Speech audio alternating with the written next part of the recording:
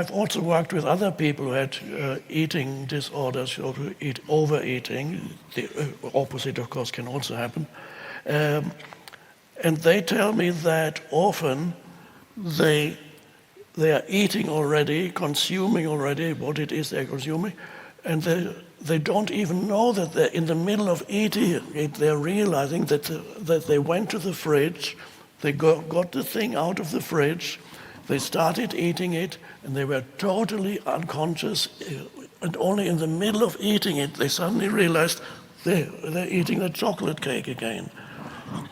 How did I get to the fridge? I don't even remember going to the fridge. That's how unconsciousness can take you over.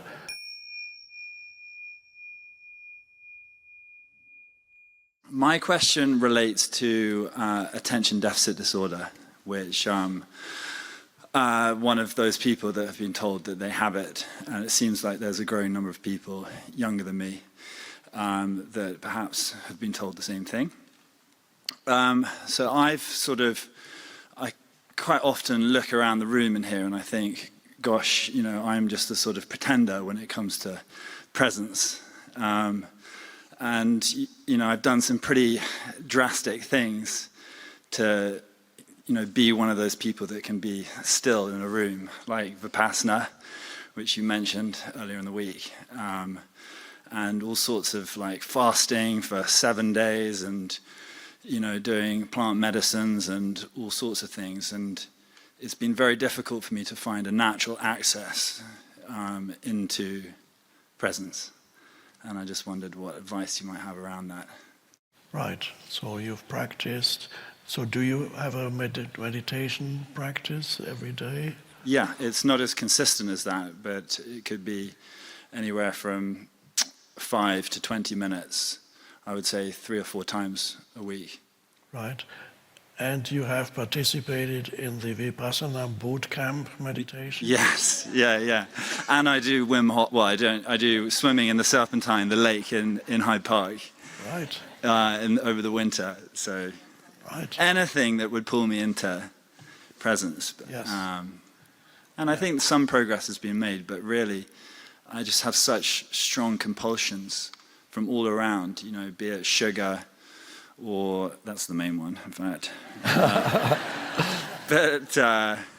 All sorts of things that just hinder my presence. Yes. Well, you look at some compulsions. So you mentioned sugar as an important one. There may be others. Sugar, so on a very practical level, the sugar compulsion, how does that manifest? Obviously, it manifests with the intake of sugary substances, but how exactly does it on a daily basis? How do you experience that? Yeah, I experience it around 3:45 or 4 p.m. in the office, and I would have done so well up until then, and then I just go crazy. I go to Waitrose, and I'll buy a very large bar of chocolate and some sweeties. I've noticed there's a tuck shop here as well. And I will just destroy it like it's a drug. Yeah, I'll eat it. It is quite extraordinary how I consume those things. But it is that, it's funny to like laugh about it, and it's like, because it can slip through so easily. But I'm worried, that I'm going to end up a diabetic. Yeah. Sounds like not that big a deal, but it really it's every day. Yes. Very interesting. So let's just focus on this particular compulsion, because they're all similar. So if you can deal with one, you can deal with others. And that seems to be the main one, although I'm sure there are others. It's start experimenting with it. Suppressing it probably won't work, at least not for long. But so you begin the experiment by when in the afternoon, as you say, it begins to come up. You can feel that pull. At first, I would suggest to introduce a delay in giving in to that pull, so that you give yourself 5 or 10 minutes to observe the pull, to observe the energy field that lives in you, that you call, or I call it the pull, to wanting you to go and get it and then eat it. So bring in some awareness. You may not immediately be able to stop it, but at least you introduce a delay, and in the delay period, you observe what it feels, what this energy pull feels like. So you bring awareness to the feeling of it. That's quite interesting. It's not so much thinking about it, but simply consciously feel that pull and say, there it is. 10 minutes, start with 5 minutes, then up to 10, not longer than 10 minutes. You may not even be able to hold it longer initially. So this is a meditation period. What your meditation object is not a mantra, is not the body, is not, well, partly it's the body, but your meditation object is that compulsion that you feel, the energy pull. So you make that into a meditation object.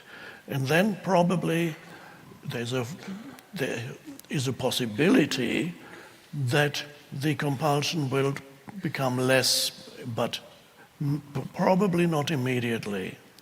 So you may still need to go you go to Waitrose, which is a British supermarket, for those who don't know, and they sell very nice sweets.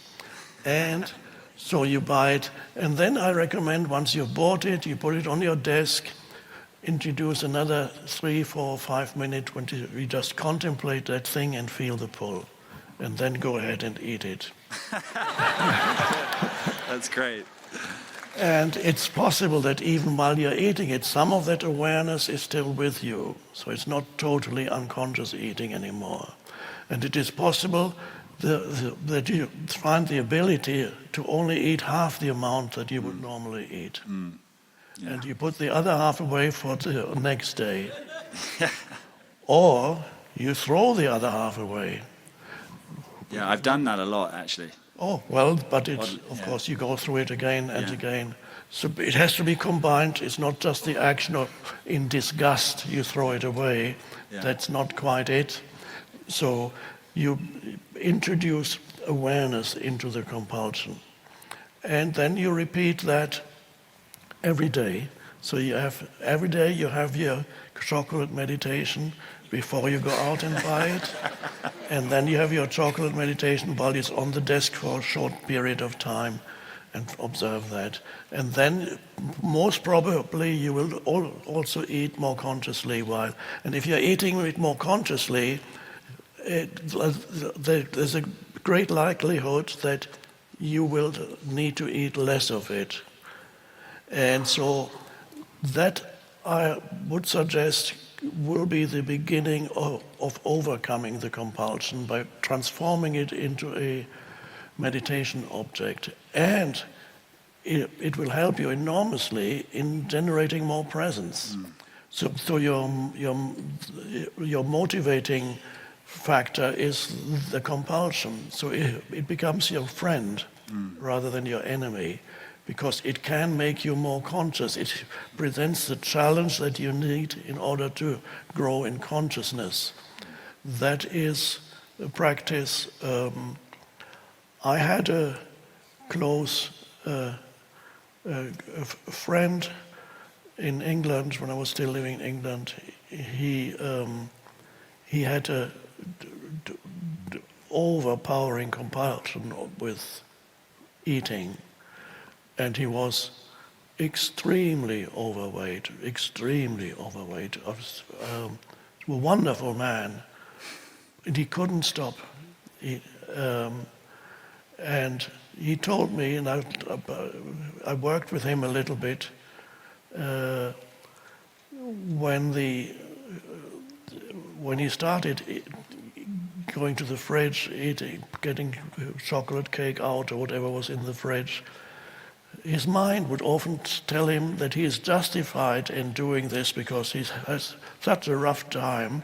You've got a rough day, you deserve a little treat. Why, the mind was trying to tell him he deserved it because that's all you have, the last pleasure you have in your life. It's the only, why you go ahead and do it. It's the only thing you have, do it. and every time he did it, I've also worked with other people who had eating disorders, or who eat overeating. The opposite, of course, can also happen. And they tell me that often they are eating already, consuming already what it is they're consuming, and they don't even know that they're in the middle of eating it. They're realizing that they went to the fridge, they got the thing out of the fridge, they started eating it, and they were totally unconscious, and only in the middle of eating it, they suddenly realized they're eating the chocolate cake again. How did I get to the fridge? I don't even remember going to the fridge. That's how unconsciousness can take you over, and it's enormously challenging.